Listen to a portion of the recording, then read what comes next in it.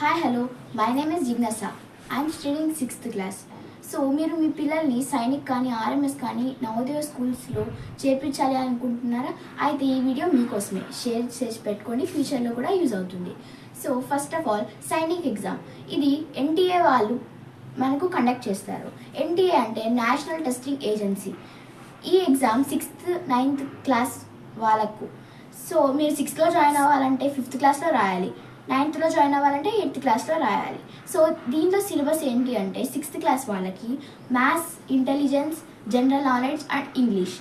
9th class వాళ్ళకి maths, general knowledge, intelligence, social studies, science.